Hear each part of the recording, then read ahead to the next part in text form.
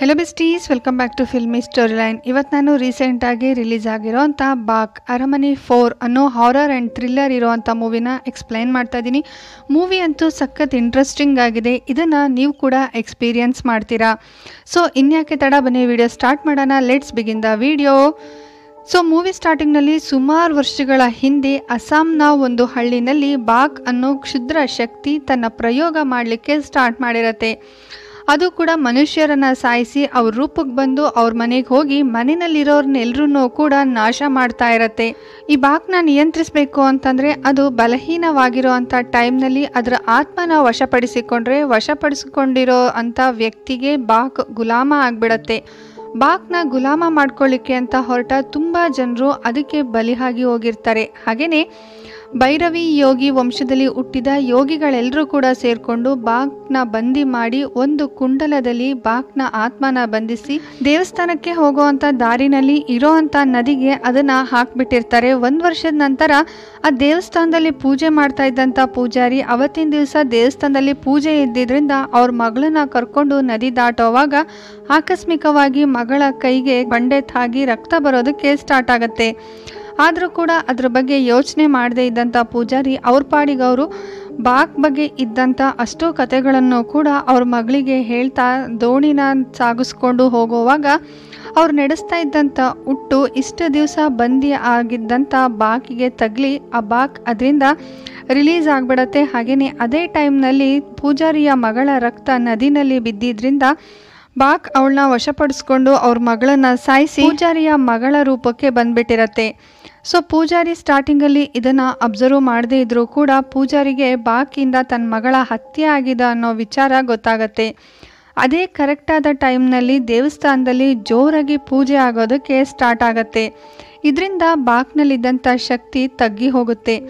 ಇದೇ ಸರಿಯಾದ ಸಮಯ ಅಂದ್ಕೊಂಡಂಥ ಪೂಜಾರಿ ತನ್ನ ಹತ್ರ ಇದ್ದಂಥ ಒಂದು ಮಂತ್ರದ ನೀರನ್ನು ಬಾಕ್ ಮೇಲೆ ಸಿಂಪಡಿಸ್ತಾರೆ. ಹಾಗೆಯೇ ಬಾಕ್ನ ಅದೇ ಒಂದು ಚೊಂಬಿನ ಒಳಗಡೆ ಬಂಧಿಸಿಟ್ಬಿಡ್ತಾರೆ.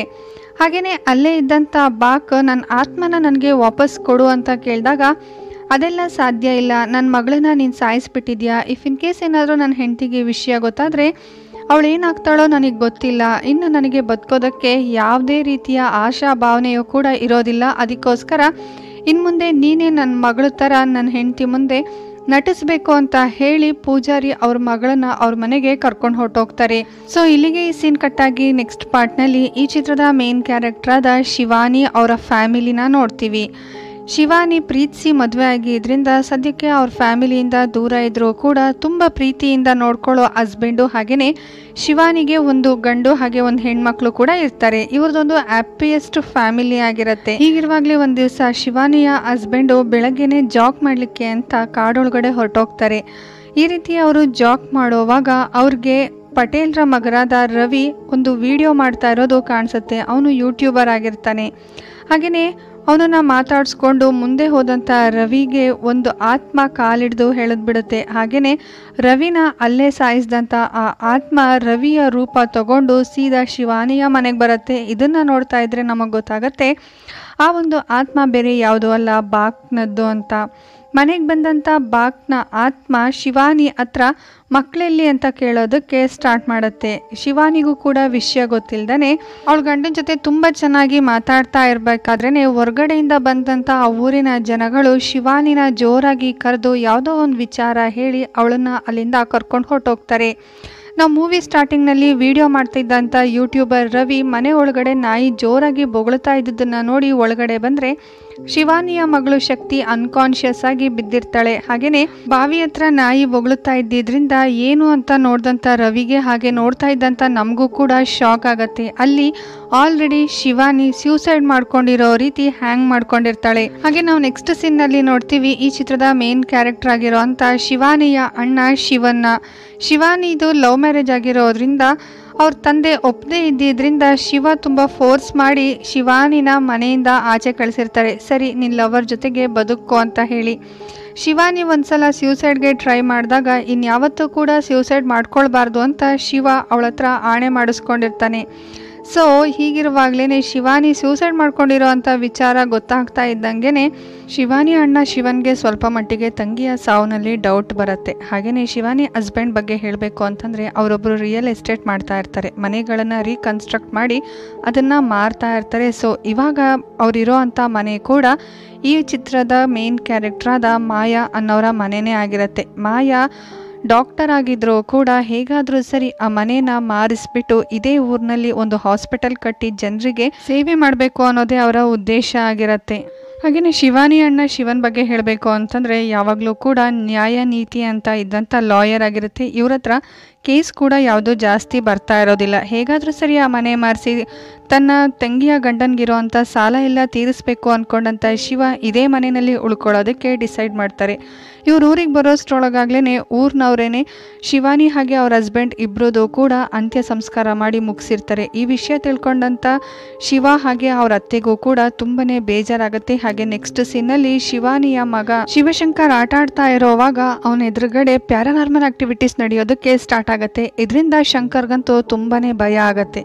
ಸೊ ಈ ರೀತಿ ಪ್ಯಾರಾನಾರ್ಮಲ್ ಆಕ್ಟಿವಿಟೀಸು ಲಾಯರ್ ಆಗಿರೋ ಅಂಥ ಶಿವನ್ ಅತ್ತೆ ಚಂದ್ರನ್ಗೂ ಕೂಡ ಫೀಲ್ ಆಗೋದಕ್ಕೆ ಸ್ಟಾರ್ಟ್ ಆಗುತ್ತೆ. ಈ ಮನೆಯಲ್ಲಿ ಏನೋ ನಡೀತಾ ಇದೆ ಅನಿಸ್ತಾ ಇರುತ್ತೆ, ಆದರೂ ಕೂಡ ಈ ವಿಷಯನ ಹೊರಗಡೆ ಎಲ್ಲೂ ಕೂಡ ಹೇಳ್ದೇ ಮುಚ್ಚಿಟ್ಟಿರ್ತಾರೆ. ಹಾಗೆ ನೆಕ್ಸ್ಟ್ ಸೀನಲ್ಲಿ ತಂಗಿ ಶಿವಾನಿ ಸಮಾಧಿ ಹತ್ರ ಬಂದಂಥ ಶಿವ ತನ್ನ ತಂಗಿ ತನಗೆ ಮಾತು ಕೊಟ್ಟಿದ್ದನ್ನು ನೆನಪಿಸ್ಕೊಳ್ತಾರೆ. ಹಾಗೆಯೇ ಈ ಸಾವು ಅವರ ಒಂದು ನೈಜವಾದ ಸಾವಾಗಿರೋದಕ್ಕೆ ಸಾಧ್ಯನೇ ಇಲ್ಲ ಅಂದಂಥ ಶಿವ ಪೊಲೀಸ್ ಕಂಪ್ಲೇಂಟ್ ಕೊಡಲಿಕ್ಕೆ ಅಂತ ರವಿ ಸಮೇತವಾಗಿ ಹೋದಾಗ ಅಲ್ಲಿದ್ದಂಥ ಇನ್ಸ್ಪೆಕ್ಟರು ತುಂಬ ಟೆನ್ಷನಿಂದ ಏನಿವಾಗ ಮತ್ತೆ ಕೇಸ್ನ ಓಪನ್ ಮಾಡಬೇಕು ಅಂತ ಇದೆಯಾ, ಗೊತ್ತಾಯ್ತಲ್ಲ ನಿಮ್ಮ ತಂಗಿ ಗಂಡ ಸತ್ತಿದ್ದಕ್ಕೆ ನಿಮ್ಮ ತಂಗಿ ಸೂಸೈಡ್ ಮಾಡ್ಕೊಂಡಿರೋದು ಅಂತ, ಇನ್ನು ಈ ಕೇಸ್ನ ರಿಓಪನ್ ಮಾಡೋದಕ್ಕೆ ಸಾಧ್ಯನೇ ಇಲ್ಲ ಅಂತ ಹೇಳಿ ಅಲ್ಲಿಂದ ಹೊರಟೋಗ್ತಾರೆ. ಪೊಲೀಸ್ ಇನ್ಸ್ಪೆಕ್ಟರ್ಗೆ ತುಂಬಾ ಟೆನ್ಷನ್ ಇರುತ್ತೆ. ಯಾಕೆ ಅಂತಂದರೆ ಆ ಊರಿನಲ್ಲಿ ಇನ್ನೆರಡು ದಿವಸದಲ್ಲಿ ಒಂದು ದೊಡ್ಡ ಜಾತ್ರೆ ನಡೆಯೋದ್ರಲ್ಲಿರುತ್ತೆ.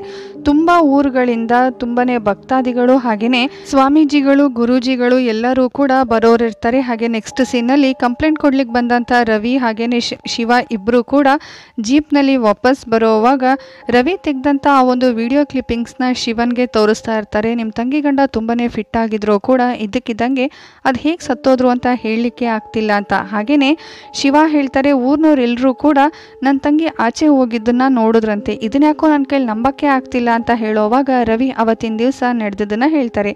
ಊರಿನವ್ರು ಮಾತ್ರ ಅಲ್ಲ, ನಾನು ಕೂಡ ನಿಮ್ಮ ತಂಗಿ ಹ್ಯಾಂಗ್ ಮಾಡ್ಕೊಂಡಿದ್ದನ್ನು ನೋಡಿದೆ, ಅದ್ರ ಜೊತೆಗೆ ಊರಿನವ್ರ ಜೊತೆ ನಿಮ್ಮ ತಂಗಿ ಆಚೆ ಹೋಗ್ತಿದ್ದದನ್ನು ಕೂಡ ನೋಡಿದೆ. ಇದನ್ನು ನೋಡಿ ನನಗೂ ಕೂಡ ತುಂಬ ಆಶ್ಚರ್ಯ ಆಯಿತು ಅಂತ ಹೇಳ್ತಾ ಇರುವಾಗಲೇ ವಿಡಿಯೋ ಕ್ಲಿಪ್ಪಿಂಗ್ಸ್ನಲ್ಲಿ ಒಬ್ಬರು ಸ್ವಾಮೀಜಿ ಕಾಣಿಸ್ಕೊಳ್ತಾರೆ. ಹಾಗೆಯೇ ರವಿ ಹೇಳ್ತಾರೆ ಇದೇ ಸ್ವಾಮೀಜಿ ಅವತ್ತಿನ ದಿವಸ ನಿಮ್ಮ ತಂಗಿ ಸತ್ತಿದ ದಿವಸ ಮಾರ್ಚರಿ ಹತ್ರನೂ ಕೂಡ ಬಂದಿದ್ರು ಅಂತ. ಸೊ ಇದನ್ನು ನೋಡಿದಂಥ ಶಿವನ್ಗನ್ಸುತ್ತೆ ಈ ಎಲ್ಲ ಸಾವು ನೋವುಗಳಿಗೂ ಕೂಡ ಈ ಸ್ವಾಮೀಜಿನೇ ಕಾರಣ ಇರ್ಬೋದು ಅಂತ. ಹೀಗೆ ಮಾತಾಡ್ತಾ ಇರುವಾಗಲೇ ಒಂದು ಕಡೆ ಆ ವೆಹಿಕಲ್ ಕೆಟ್ಟೋಗ್ಬಿಡತ್ತೆ. ಆ ವೆಹಿಕಲ್ನ ಎದುರುಗಡೆ ಒಂದು ವಿಚಿತ್ರವಾದ ಪ್ರಾಣಿ ಬಂದು ನಿಂತಾಗ ಅನ್ಸುತ್ತೆ. ಸೊ ಶಿವ ಅಲ್ಲಿಂದ ಅದನ್ನು ಹುಡುಕೊಂಡು ಹೊರಟೋಗ್ತಾನೆ. ಆದರೆ ಜೀಪ್ನಲ್ಲೇ ಕೂತಿದ್ದಂಥ ರವಿಗೆ ಶಿವಾನಿಯ ಆತ್ಮ ಕಾಣಿಸ್ಕೊಳ್ಳುತ್ತೆ. ಅದರ ಜೊತೆಗೆ ರವಿನ ಅಲ್ಲೇ ಅದು ಸಾಯಿಸ್ಬಿಡುತ್ತೆ. ಶಿವ ವಾಪಸ್ ಬರೋಷ್ಟ್ರೊಳಗಡೆ ಅಲ್ಲಿ ರವಿ ಆಗಲಿ ಜೀಪ್ ಆಗಲಿ ಯಾವುದೂ ಇರೋದಿಲ್ಲ. ಆದರೆ ಆನ್ ಆಗಿ ಇಟ್ಟಿದ್ದಂಥ ಕ್ಯಾಮ್ರಾ ಅಲ್ಲೇ ಬಿದ್ದಿರತ್ತೆ. ಅದನ್ನು ಶಿವ ಚೆಕ್ ಮಾಡೋವಾಗ ಆ ಕ್ಯಾಮ್ರಾದಲ್ಲಿ ಪುನಃ ಸ್ವಾಮೀಜಿ ಕ್ಯಾಪ್ಚರ್ ಆಗಿರ್ತಾರೆ. ಸೊ ಇಲ್ಲಾಗ್ತಿರೋಂಥ ಸಾವುಗಳಿಗೂ ಹಾಗೆ ಸ್ವಾಮೀಜಿಗೂ ಯಾವುದಾದ್ರೂ ಸಂಬಂಧ ಇದೆಯಾ ಅಂತ ಅನ್ಕೊಳ್ತಾರೆ. ಹಾಗೆಯೇ ಈ ಕಡೆ ಸ್ವಾಮೀಜಿ ಮನೆ ಮೇಲೆ ದುಷ್ಟಶಕ್ತಿ ಪರಿಣಾಮ ಬೀರ್ತಾ ಇದೆಯಾ ಇಲ್ವಾ ಅಂತ ಚೆಕ್ ಮಾಡಲಿಕ್ಕೆ ಒಂದು ಮಣಿಗಳನ್ನ ತಗೊಂಡು ಬಂದು ಚೆಕ್ ಮಾಡೋವಾಗ ಆ ಮಣಿ ಆ ಮನೆ ಎದುರುಗಡೆನೆ ಪೂರ್ತಿಯಾಗಿ ಕಿತ್ತೋಗ್ಬಿಡುತ್ತೆ. ಇದನ್ನ ನೋಡಿದಂಥ ಸ್ವಾಮೀಜಿಗೆ ಆ ಮನೆಯಲ್ಲಿ ದುಷ್ಟಶಕ್ತಿ ಇದೆ ಅನ್ನೋದು ಕನ್ಫರ್ಮ್ ಆಗುತ್ತೆ. ಮನೆಯಲ್ಲೆಲ್ಲ ಮಾಯಾ ಓಡಾಡ್ತಾ ಇರೋವಾಗ ಆಲ್ರೆಡಿ ಕೋಮಾಗ ಹೋಗಿರೋ ಅಂಥ ಶಕ್ತಿ ಮಲಗಿರೋ ಅಂಥ ರೂಮ್ನಲ್ಲೇನೆ ಯಾವುದೋ ಒಂದು ಆತ್ಮ ನಿಂತಿದೆ ಅನ್ನೋದು ಫೀಲ್ ಆಗುತ್ತೆ. ಸೊ ಒಳಗಡೆ ಏನಿದೆ ಅಂತ ನೋಡ್ಲಿಕ್ಕೆ ಅಂತ ಮಾಯಾ ಒಳಗಡೆ ಬಂದಾಗ ಆ ಆತ್ಮ ಮಾಯಾಗೂ ಕೂಡ ತುಂಬನೇ ಎದುರಿಸ್ಬಿಡುತ್ತೆ. ಇದರಿಂದ ಮಾಯಾಗೂ ಕೂಡ ಈ ಮನೆಯಲ್ಲಿ ಏನೋ ಇದೆ ಅನ್ಸೋದಕ್ಕೆ ಶುರು ಆಗುತ್ತೆ. ಆಗ್ಲೇ ಹೀರೋವಿನ ಅತ್ತೆ ಆಗಿರೋಂಥ ಚಂದ್ರನ ಹತ್ರ ಬಂದು ಹೇಳೋವಾಗ ಈ ವಿಷಯ ಹೊರಗಡೆ ಎಲ್ಲಾದರೂ ಗೊತ್ತಾದರೆ ಈ ಮನೆ ಮಾರೋದಕ್ಕೆ ತುಂಬಾ ಕಷ್ಟ ಆಗುತ್ತೆ. ಸೊ ನಾವು ಈ ವಿಷಯನ ಯಾರ ಹತ್ರನೂ ಹೇಳೋದೇ ಬೇಡ ಅಂತ ಇಬ್ಬರು ಕೂಡ ಡಿಸೈಡ್ ಮಾಡ್ಕೊಳ್ತಾರೆ. ನೆಕ್ಸ್ಟ್ ಸೀನ್ನಲ್ಲಿ ಮಾಯಾ ಹಾಗೆ ಶಿವ ಇಬ್ಬರು ಕೂಡ ಆ ಒಂದು ಜಾತ್ರೆಯ ಪ್ರಿಪರೇಷನ್ ನಡೀತಾ ಇರೋ ಅಂಥ ಪ್ಲೇಸಿಗೆ ಬರ್ತಾರೆ. ಅಲ್ಲಿ ತುಂಬ ದೊಡ್ಡದಾಗಿ ನಿರ್ಮಿಸಿ ನಿರ್ಮಿಸಿರುವಂಥ ಅಮ್ಮನವರ ಮೂರ್ತಿ ಹಾಗೆಯೇ ತುಂಬ ದೊಡ್ಡದಾಗಿ ನಿರ್ಮಿಸಿರುವಂಥ ರಾಕ್ಷಸನ ಮೂರ್ತಿ ಎರಡನ್ನೂ ಕೂಡ ನೋಡ್ತಾರೆ. ಇದು ಸುಮಾರು 15 ವರ್ಷಗಳಿಗೊಮ್ಮೆ ನಡೆಯುವಂಥ ಜಾತ್ರೆ ಆಗಿರುತ್ತೆ. ಹೀಗಿರುವಾಗಲೇ ನಾವು ಈ ಮೊದಲೇ ನೋಡಿದಂಥ ಅಸ್ಸಾಂನ ಪೂಜಾರಿ ಅದೇ ಒಂದು ದಾರಿನಲ್ಲಿ ಬರುವಾಗ ದೇವಸ್ಥಾನದ ಗೋಪುರ ನೋಡಿ ತುಂಬ ಹೆದರ್ಕೊಂಡು ಅಲ್ಲಿಂದ ಓಡಿ ಹೊರಟೋಗ್ತಾರೆ. ಅವರ ರೀತಿ ದೇವಸ್ಥಾನದ ಗೋಪುರ ನೋಡಿ ಹೆದರ್ಕೊಂಡು ಹೋಗೋಕ್ಕೂ ಕೂಡ ಒಂದು ಕಾರಣ ಇದೆ. ಅದೇನು ಅನ್ನೋದನ್ನ ನಾವು ಮುಂದೆ ತಿಳ್ಕೊಳ್ಳೋಣ. ಹಾಗೆ ನೆಕ್ಸ್ಟ್ ಸೀನಲ್ಲಿ ರವಿಯ ಆಕ್ಸಿಡೆಂಟ್ ಆಗಿರೋ ಅಂತ ಕಾರು ಶಿವನ್ಗೆ ಪತ್ತೆ ಆಗತ್ತೆ. ಆಗ್ಲೇ ಪೊಲೀಸ್ನವರು ಹಾಗೇನೆ ರವಿಯ ಪೇರೆಂಟ್ಸ್ ಎಲ್ರಿಗೂ ಕೂಡ ಇನ್ಫಾರ್ಮ್ ಮಾಡಿ ಆ ಒಂದು ಸ್ಪಾಟಿಗೆ ಬರೋದಕ್ಕೆ ಹೇಳ್ತಾರೆ. ಹಾಗೆಯೇ ರವಿಯ ತಂದೆ ರವಿನ ನೋಡಿ ಇನ್ನೆರಡು ದಿವಸದಲ್ಲಿ ನೀನು ಹುಟ್ಟಿದ ಹಬ್ಬ ಇತ್ತು, ಇಷ್ಟು ಬೇಗ ನೀನು ಸಾಯ್ತೀಯ ಅಂತ ಅಂದ್ಕೊಂಡಿರಲಿಲ್ಲ ಅಂತ ತುಂಬಾ ಅಳೋದಕ್ಕೆ ಸ್ಟಾರ್ಟ್ ಮಾಡ್ತಾರೆ. ಹಾಗೆಯೇ ಇನ್ಸ್ಪೆಕ್ಟರು ಶಿವನ್ ಮೇಲೆ ಡೌಟ್ ಪಡ್ತಾರೆ. ಯಾಕೆ ಅಂತಂದರೆ ರವಿ 2 ದಿವಸದಿಂದ ಶಿವನ್ ಜೊತೆನೇ ಸುತ್ತಾ ಇರ್ತಾರೆ. ಅದಕ್ಕೆ ಶಿವ ಹೇಳ್ತಾರೆ ಪೂಜಾರಿನ ಎನ್ಕ್ವೈರಿ ಮಾಡಿ ಅಂತಂದರೆ ನೀವು ನೋಡಿದ್ರೆ ನನ್ನ ಮೇಲೆ ಡೌಟ್ ತಿಳ್ಕೊಳ್ತಾ ಇದ್ದೀರಲ್ವಾ ಅಂತ ಹೇಳ್ತಾ ಇರುವಾಗಲೇ ಪೂಜಾರಿ ಅದೇ ಸ್ಪಾಟಿಗೆ ಬಂದಿದ್ದನ್ನ ಅಬ್ಸರ್ವ್ ಮಾಡಿದಂಥ ಶಿವ ಅವರನ್ನ ಫಾಲೋ ಮಾಡ್ಕೊಂಡು ಹೋಗ್ತಾನೆ. ಆದರೆ ಸಿಗೋದಿಲ್ಲ. ಫೈನಲಿ ಇನ್ಸ್ಪೆಕ್ಟರ್ ಹತ್ರ ಬಂದಂಥ ಶಿವ ಇದೆಲ್ಲ ನಡೀತಾ ಇರೋದು ಕೂಡ ಪೂಜಾರಿಯಿಂದ ಅಂತ ಹೇಳಿದ್ರು ಕೂಡ ನೀವು ಯಾರು ನಂಬ್ತಾ ಇಲ್ವಲ್ಲ ಅಂತ ಹೇಳೋವಾಗ ಸರ್ಪಂಚ್ ಏನು ವಿಷಯ ಅಂತ ಹೋಗಿ ನೋಡಿ ಅಂತ ಹೇಳಿದಾಗ ಅವ್ರ ಮನೆಗೆ ಎನ್ಕ್ವೈರಿ ಮಾಡಲಿಕ್ಕೆ ಅಂತ ಬರ್ತಾರೆ. ಅವ್ರ ಮನೆಯಲ್ಲಿ ಈಗ ಆಲ್ರೆಡಿ ಸತ್ತೋಗಿರುವಂಥ ಶಿವಾನಿ ಹಾಗೆ ಅವ್ರ ಹಸ್ಬೆಂಡು ಹಾಗೆ ರವಿ ಎಲ್ಲರ ಫೋಟೋನೂ ಕೂಡ ಇಟ್ಟು ಪೂಜೆ ಮಾಡಿರ್ತಾರೆ. ಅಷ್ಟು ಮಾತ್ರ ಅಲ್ಲದೆ ಶಿವಾನಿಯ ಮಗಳು ಶಕ್ತಿ ಫೋಟೋ ಕೂಡ ಅಲ್ಲಿರುತ್ತೆ. ಇದನ್ನ ನೋಡಿದಂಥ ಶಿವ ಹಾಗೆ ಇನ್ಸ್ಪೆಕ್ಟರ್ ಎಲ್ಲರೂ ಕೂಡ ಆದಷ್ಟು ಬೇಗ ಆ ಪೂಜಾರಿನ ಹಿಡಿದು ಎನ್ಕ್ವೈರಿ ಮಾಡಬೇಕು ಅಂತ ಡಿಸೈಡ್ ಮಾಡ್ಕೊಳ್ತಾರೆ. ಆದರೆ ಪೂಜಾರಿ ಮಾತ್ರ ಇವರೆಲ್ಲರೂ ಈ ರೀತಿ ಬಂದು ಸರ್ಚ್ ಮಾಡಿ ಹೋಗಿದ್ದನ್ನ ಅಲ್ಲೇ ಒಂದು ಮರದ ಮೇಲೆ ನಿಂತ್ಕೊಂಡು ಅಬ್ಸರ್ವ್ ಮಾಡ್ತಾ ಇರ್ತಾರೆ. ಪೂಜಾರಿ ಕೈಗೆ ಇವಾಗ ನೆಕ್ಸ್ಟ್ ಆ ಇನ್ಸ್ಪೆಕ್ಟರ್ ಫೋಟೋ ಕೂಡ ಇರುತ್ತೆ. ಸೊ ಇದನ್ನ ನೋಡ್ತಾ ಇದ್ರೆ ನೆಕ್ಸ್ಟ್ ಇನ್ಸ್ಪೆಕ್ಟರ್ಗೂ ಏನೋ ಗತಿ ಇರ್ಬೋದು ಅಂತ ಅನ್ಸತ್ತೆ. ಹಾಗೆ ನೆಕ್ಸ್ಟ್ ಸೀನಲ್ಲಿ ಮಲ್ಕೊಂಡಿದ್ದಂಥ ಶಂಕರ್ಗೆ ಯಾವುದೋ ಒಂದು ಆತ್ಮ ತುಂಬಾನೇ ಕಾಟ ಕೊಡೋದಕ್ಕೆ ಸ್ಟಾರ್ಟ್ ಆಗುತ್ತೆ. ಇದರಿಂದ ತುಂಬಾ ಹೆದರ್ಕೊಂಡಂತ ಶಂಕರ್ ಅವ್ರ ಅಕ್ಕ ಮಲಗಿದ್ದಂಥ ಆ ಬೆಡ್ ಮೇಲೆ ಹೋಗಿ ಮಲ್ಕೊಳ್ತಾನೆ. ಆದರೂ ಕೂಡ ಏನು ಪ್ರಯೋಜನ ಆಗೋದಿಲ್ಲ. ಅಲ್ಲೂ ಕೂಡ ಶಂಕರ್ಗೆ ಆ ಆತ್ಮ ಕಾಟ ಕೊಡೋದಕ್ಕೆ ಸ್ಟಾರ್ಟ್ ಆಗುತ್ತೆ. ಇದರಿಂದ ಎದುರುಕೊಂಡಂತ ಶಂಕರ್ ಸೀದಾ ಅವ್ರ ಮಾವನ ಹತ್ರ ಹೊರಟೋಗ್ತಾನೆ. ಅವ್ರ ಮಾವ ಶಂಕರ್ನ ಸಮಾಧಾನ ಮಾಡಿ ಕಳಿಸೋವಾಗ ಅವ್ರ ಕಣ್ಣಿಗೆ ಒಂದು ಆಲ್ಬಮ್ ಕಾಣಿಸುತ್ತೆ. ಆ ಆಲ್ಬಮ್ ಫೋಟೋಸ್ನ ನೋಡೋವಾಗ ಈಗ ಅಲ್ಲಿ ಕೋಮದಲ್ಲಿರುವಂಥ ಶಕ್ತಿಯ ಬರ್ತ್ಡೇ ಕೂಡ ಇನ್ನೆರಡು ದಿವಸದಲ್ಲಿ ಇದೆ ಅನ್ನೋ ವಿಚಾರ ಗೊತ್ತಾಗುತ್ತೆ. ಸೊ ಈಗ ನಡೀತಾ ಇರುವಂಥ ಸಾವುಗಳಿಗೂ ಹಾಗೆಯೇ ಜೂನ್ 15ಕ್ಕೆ ಬರುವಂಥ ಬರ್ತ್ಡೇಗೂ ಯಾವುದೋ ಸಂಬಂಧ ಇರ್ಬೋದು ಅನ್ಕೊಂಡಂತ ಶಿವ ಆಗ್ಲೇನೆ BO ಆಫೀಸಿಗೆ ಹೋಗಿ ಅಲ್ಲಿರುವಂಥ ಸರ್ಟಿಫಿಕೇಟ್ಸ್ನೆಲ್ಲದನ್ನು ಕೂಡ ಅಬ್ಸರ್ವ್ ಮಾಡ್ತಾರೆ. ಸೊ ಇದರಿಂದ ಶಿವನ್ಗೆ ಏನೋ ಒಂದು ಅನ್ಸತ್ತೆ. ಆಗ್ಲೇನೆ ಮಾಯಾಗೆ ಕಾಲ್ ಮಾಡಿ ಶಕ್ತಿಯ ಮೈ ಮೇಲೆ ಯಾವುದಾದ್ರೂ ಹುಟ್ಟುಮಚ್ಚೆ ಇದೆಯಾ ಅಂತ ಅಬ್ಸರ್ವ್ ಮಾಡಲಿಕ್ಕೆ ಅಂತ ಹೇಳ್ತಾರೆ. ಹಾಗೇನೆ ಶಕ್ತಿ ಮೈ ಮೇಲಾಗಿರ್ಬೋದು, ರವಿ ಮೈ ಮೇಲಾಗಿರ್ಬೋದು, ಹಾಗೇನೆ ಇನ್ಸ್ಪೆಕ್ಟರ್ ಮೈ ಮೇಲೂ ಕೂಡ ಅದೇ ರೀತಿಯ ಹುಟ್ಟುಮಚ್ಚೆ ಇದೆ ಅನ್ನೋದನ್ನ ಶಿವ ಅಬ್ಸರ್ವ್ ಮಾಡಿರ್ತಾರೆ. ಸೊ ಇದನ್ನ ಅರ್ಥ ಮಾಡ್ಕೊಂಡದ್ದ ಶಿವ ಆ ತಕ್ಷಣನೇ ಶಕ್ತಿ ಮಲಗ್ತಾ ಇದ್ದಂಥ ಆ ಒಂದು ಪ್ಲೇಸ್ನ ಬದಲಾಯಿಸಿ ಬೇರೆ ಒಂದು ರೂಮ್ಗೆ ಶಿಫ್ಟ್ ಮಾಡಿಸ್ತಾರೆ. ಹಾಗೇನೆ ಈ ವಿಷಯನ ಯಾರ ಹತ್ರನೂ ಹೇಳಬೇಡ ಅಂತ ಮಾಯಾಗೆ ಹೇಳಿ ಅಲ್ಲಿಂದ ಪೊಲೀಸ್ನ ಕಾಪಾಡಬೇಕು ಅಂತ ಹೊರಟೋಗ್ತಾರೆ. ಸೊ ಇದೇ ಟೈಮ್ನಲ್ಲಿ ಆ ಮನೆಗೆ ಬಂದಂಥ ನಾವು ಮೂವಿಯ ಸ್ಟಾರ್ಟಿಂಗ್ನಲ್ಲಿ ನೋಡಿದಂಥ ಅರ್ಚಕರು ನನ್ನ ಮಗಳು ಎಲ್ಲ ತಪ್ಪಿಸ್ಕೊಂಡ್ಬಿಟ್ಟಿದ್ದಾಳೆ, ಕನ್ಯೆಯರಿಗೆ ತಾಂಬೂಲ ಕೊಟ್ಟರೆ ನನ್ನ ಮಗಳು ಸಿಗ್ತಾಳಂತೆ ಅಂತ ಹೇಳಿ ಮಾಯಾಗೆ ತಾಂಬೂಲ ಕೊಡ್ತಾರೆ. ಹಾಗೆಯೇ ನಿಮ್ಮ ಮನೆಯಲ್ಲಿ ಇನ್ನೊಂದು ಕನ್ಯೆ ಇದೆ ಅಲ್ವಾ, ಅವ್ರಿಗೂ ಕೂಡ ತಾಂಬೂಲ ಕೊಟ್ಟರೆ ನನ್ನ ಮಗಳು ಸಿಗ್ತಾಳೆ, ದಯವಿಟ್ಟು ನನಗೆ ಅವಳ ಹತ್ರ ಕರ್ಕೊಂಡು ಹೋಗಿ ಅಂತ ರಿಕ್ವೆಸ್ಟ್ ಮಾಡ್ಕೊಳ್ತಾನೆ. ಮಾಯಾ ಎಷ್ಟೇ ಬೇಡ ಅಂದರೂ ಕೂಡ ಶಿವನ ಅತ್ತೆ ಚಂದ್ರ ಇರ್ಲಿ ಬಿಡು ಪಾಪ ಅವ್ರ ಮಗಳು ಅವ್ರಿಗೆ ಸಿಗ್ತಾರಂತೆ ಅಂತ ಹೇಳಿ ಕರ್ಕೊಂಡು ಒಳಗಡೆ ಹೋಗ್ತಾರೆ. ಆದರೆ ಮಾಯಾ ಶಕ್ತಿ ಇರೋ ಅಂಥ ರೂಮ್ಗೆ ಕರ್ಕೊಂಡು ಹೋಗೋಕ್ಕೂ ಮುಂಚೆ ಬಂದಂಥ ಅರ್ಚಕರು ಅವರೇ ಶಕ್ತಿಯ ರೂಮ್ ಕಡೆಗೆ ಬರ್ತಾರೆ. ಅವ್ರು ಬರ್ತಾ ಇರೋದನ್ನ ಮತ್ತೊಂದು ಆತ್ಮ ತುಂಬ ಬಲವಂತವಾಗಿ ತಡಿತಾ ಇದ್ರು ಕೂಡ ಅರ್ಚಕರು ಅವರೇ ಶಕ್ತಿಯ ರೂಮ್ ಕಡೆಗೆ ಬರ್ತಾರೆ.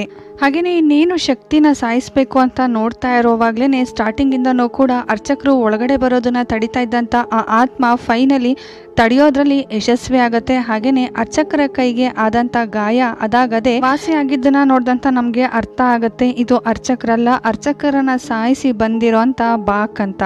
ಹಾಗೇನೆ ತಡಿತಾ ಇದ್ದಂಥ ಆತ್ಮ ಈ ಒಂದು ಬಾಕ್ನ ಆ ಮನೆಯಿಂದ ಎತ್ತಿ ಆಚೆ ಎಸೆದ್ ಬಿಡತ್ತೆ. ಇದನ್ನ ನೋಡಿದಂಥ ಮಾಯಾ ಹಾಗೇನೆ ಚಂದ್ರನ್ಗೂ ಕೂಡ ತುಂಬಾನೇ ಶಾಕ್ ಆಗತ್ತೆ. ಹಾಗೆ ಈ ಕಡೆ ಇನ್ಸ್ಪೆಕ್ಟರ್ ಹಾಗೆ ಕಾನ್ಸ್ಟೇಬಲ್ ಇಬ್ರಿಗೂ ಕೂಡ ಸ್ವಾಮೀಜಿ ಆ ಒಂದು ಕಾಡ್ನೊಳಗಡೆ ಕಾಣಿಸಿದ್ರಿಂದ ಅವರನ್ನ ಹುಡುಕೊಂಡು ಕಾಡ್ನೊಳಗಡೆನೆ ಬರ್ತಾರೆ. ಇನ್ಸ್ಪೆಕ್ಟರ್ನ ಅನ್ಕಾನ್ಶಿಯಸ್ ಮಾಡಿದಂಥ ಸ್ವಾಮೀಜಿ ಅವ್ರ ಮುಂದೆ ಕೂತು ಏನೇನೋ ಪೂಜೆ ಮಾಡೋದಕ್ಕೆ ಸ್ಟಾರ್ಟ್ ಮಾಡ್ತಾರೆ. ಇದನ್ನ ನೋಡಿದಂಥ ಶಿವ ಅವರನ್ನ ತಡೆದು ಇವರಿಬ್ಬರು ಮಧ್ಯೆ ಫೈಟಿಂಗ್ ನಡೀತಾ ಇರೋವಾಗ ಇನ್ಸ್ಪೆಕ್ಟರ್ ಇದ್ದಕ್ಕಿದ್ದಂಗೆ ತುಂಬ ಎತ್ತರಕ್ಕೆ ಹೊರಟೋಗಿ ಅಲ್ಲಿಂದ ಬಿದ್ದು ಸತ್ತೋಗ್ಬಿಡ್ತಾರೆ. ಇದನ್ನ ನೋಡಿದಂಥ ಸ್ವಾಮೀಜಿ ನಾನು ಇನ್ಸ್ಪೆಕ್ಟರ್ನ ಕಾಪಾಡಬೇಕು ಅಂತಿದ್ದೆ, ಆದರೆ ನೀವು ಮಧ್ಯ ಬಂದು ಎಲ್ಲ ತಪ್ಪಿಸ್ಬಿಟ್ರಿ ಅಂತ ಹೇಳ್ತಾರೆ.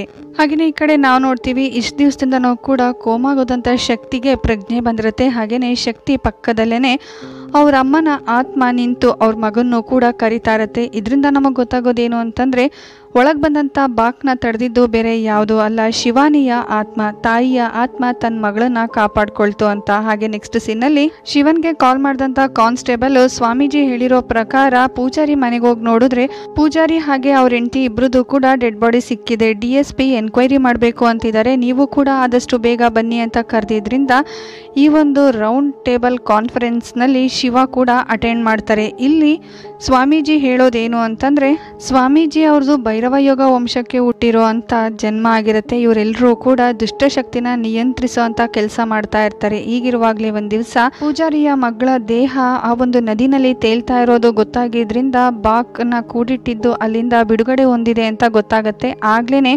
ಪೂಜಾರಿ ಮನೆಗೆ ಹೋಗಿ ವಿಚಾರಿಸ್ಲಿಕ್ಕೆ ಅಂತ ಹೋದಾಗ ಪೂಜಾರಿ ತನ್ನ ಮಗಳು ಸತ್ತೋಗಿರೋಂಥ ವಿಚಾರ ಎಲ್ಲಿ ಅವರ ಹೆಂಡತಿಗೆ ಗೊತ್ತಾಗುತ್ತೋ ಅನ್ನೋ ಉದ್ದೇಶದಿಂದ ಅವರೆಲ್ಲರೂ ಕೂಡ ಮನೆ ಖಾಲಿ ಮಾಡಿಕೊಂಡು ಆಂಧ್ರ ಪ್ರದೇಶದಲ್ಲಿರುವಂಥ ತಿರುನಾಲ್ಗೆ ಬಂದಿರ್ತಾರೆ. ಯಾಕೆ ಅಂತಂದರೆ ಅಲ್ಲಿ ಅಮ್ಮನವರ ಪವಾಡ ಜಾಸ್ತಿ ಇರುತ್ತೆ, ಇಲ್ಲಿ ಬಾಕ್ ಏನು ಮಾಡೋಕ್ಕಾಗೋದಿಲ್ಲ ಅನ್ನೋ ಉದ್ದೇಶದಿಂದ. ಆದರೆ ಬಾಕ್ಗೆ ಪೂಜಾರಿ ಆ ಒಂದು ಆತ್ಮನ ದೇವಸ್ಥಾನದ ಮೇಲಿರುವಂಥ ಗೋಪುರದಲ್ಲಿ ಇಟ್ಟಿರುವಂಥ ವಿಚಾರ ಬಾಕಿಗೆ ಗೊತ್ತಾಗುತ್ತೆ. ಮತ್ತೊಬ್ಬ ವ್ಯಕ್ತಿಯ ಸಹಾಯ ತಗೊಂಡು ಅದರ ಆತ್ಮನ ವಾಪಸ್ ತಗೊಳುತ್ತೆ. ಇನ್ನೇನು ಅದರ ಆತ್ಮ ವಾಪಸ್ ಸಿಕ್ಕದ ಮೇಲೆ ತನ್ನ ಆಟನ ಶುರು ಮಾಡುತ್ತೆ.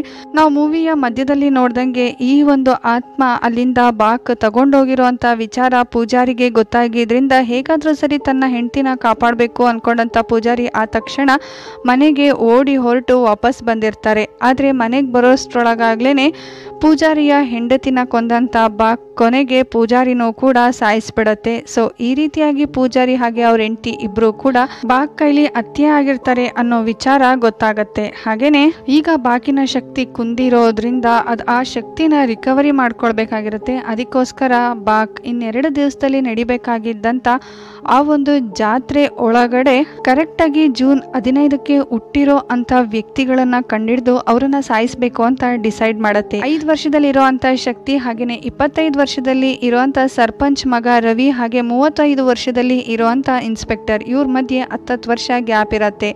ಆ ಒಂದು ಜಾತ್ರೆ ನಡೆಯೋದಕ್ಕೂ ಮುಂಚೆ ಇವ್ರನ್ನೆಲ್ಲರೂ ಕೂಡ ಸಾಯಿಸಿದ್ರೆ ಬಾಕಿಗೆ ಅಮ್ಮನವ್ರ ಕೈಲೂ ಏನು ಮಾಡೋದಕ್ಕೆ ಆಗದೆ ಇರೋವಂಥ ಶಕ್ತಿ ಬರುತ್ತೆ ಅನ್ನೋ ಉದ್ದೇಶದಿಂದ ಫಸ್ಟು ಶಕ್ತಿನ ಸೆಲೆಕ್ಟ್ ಮಾಡಿಕೊಂಡು ಅವಳನ್ನ ಸಾಯಿಸಬೇಕು ಅಂದ್ಕೊಂಡಂಥ ಬಾಕ್ ಅವ್ರ ತಂದೆನ ಫಸ್ಟ್ ಸಾಯಿಸಿ ಅವ್ರ ರೂಪ ತಗೊಂಡು ಅವ್ರ ಮನೆಗೆ ಬರುತ್ತೆ. ಸೊ ಮನೆಗೆ ಬಂದಿರೋದು ಒಂದು ದುಷ್ಟ ಆತ್ಮ ಅಂತ ಅರ್ಥ ಮಾಡ್ಕೊಂಡಂಥ ಶಿವಾನಿ ಹೇಗಾದರೂ ಸರಿ ಅವ್ರ ಮಕ್ಕಳನ್ನ ಅದರಿಂದ ಕಾಪಾಡಬೇಕು ಅಂದ್ಕೊಂಡಂಥವ್ರು ಎಷ್ಟೇ ಟಾರ್ಚರ್ ಮಾಡಿದ್ರು ಕೂಡ ಅವ್ರ ಮಕ್ಕಳು ಎಲ್ಲಿದ್ದಾರೆ ಅಂತ ತಿಳಿಸೋದಿಲ್ಲ. ಹಾಗೆಯೇ ಮನೆಯಿಂದ ಅವರಿಬ್ರು ಕೂಡ ಸೇಫಾಗಿ ಕಳಿಸ್ಬೇಕು ಅಂದ್ಕೊಂಡಂಥ ಶಿವಾನಿ ಅವರಿಬ್ರು ಮನೆಯಿಂದ ಆಚೆ ಕಳಿಸ್ತಾರೆ.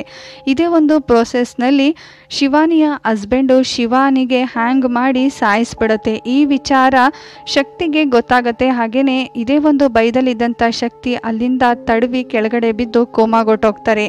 ಸೊ ಶಿವಾನಿನೂ ಕೂಡ ಈ ರೀತಿ ಸತ್ತೋಗಿದ್ರಿಂದ ಶಿವಾನಿ ಇವಾಗ ಆತ್ಮ ಆಗಿರುತ್ತೆ. ಹೇಗಾದರೂ ಸರಿ ತನ್ನ ಮಗಳನ್ನ ಕಾಪಾಡಬೇಕು ಅಂದ್ಕೊಂಡಂಥ ಆತ್ಮ ಆ ಬಾಕ್ ಯಾವುದೇ ಕಾರಣಕ್ಕೂ ಕೂಡ ತನ್ನ ಮಗಳು ಶಕ್ತಿ ಹತ್ರ ಬರದೇ ಇರೋ ರೀತಿ ತಡಿತಾ ಇರುತ್ತೆ. ಸೊ ಸ್ವಾಮೀಜಿ ಇಷ್ಟೆಲ್ಲ ಅವ್ರಿಗೆ ಅರ್ಥ ಆಗೋ ರೀತಿ ಹೇಳಿದ್ರು ಕೂಡ ಸದ್ಯಕ್ಕೆ ಬಾಕಿಂದನೇ ಇಷ್ಟೆಲ್ಲ ಆಗಿರೋದು ಅಂತ ಆಚೆ ಹೇಳಲಿಕ್ಕೆ ಆಗೋದಿಲ್ಲ. ಸೊ ಅದಕ್ಕೋಸ್ಕರ ತಿರುನಾಲ್ನ ಜಾತ್ರೆ ಮುಗಿಯೋ ತನಕ ಈ ಸ್ವಾಮೀಜಿನ ಲಾಕಪ್ನಲ್ಲೇ ಇಡೋಣ ಅಂತ ಡಿಸೈಡ್ ಮಾಡ್ಕೊಂಡಂತ DSP ಸ್ವಾಮೀಜಿನ ಅರೆಸ್ಟ್ ಮಾಡಿ ಲಾಕಪ್ನಲ್ಲೇ ಇಡ್ತಾರೆ. ಸೊ ಆಗ್ಲೇನೆ ಪೊಲೀಸ್ ಸ್ಟೇಷನ್ಗೆ ಬಂದಂತ ಬಾಕ್ನ ಆತ್ಮ ಅಲ್ಲಿರೋರ್ ಮೇಲೆ ಎಲ್ಲಾರ ಮೇಲೂ ಕೂಡ ದಾಂಧಲೆ ಮಾಡೋದಕ್ಕೆ ಸ್ಟಾರ್ಟ್ ಮಾಡುತ್ತೆ.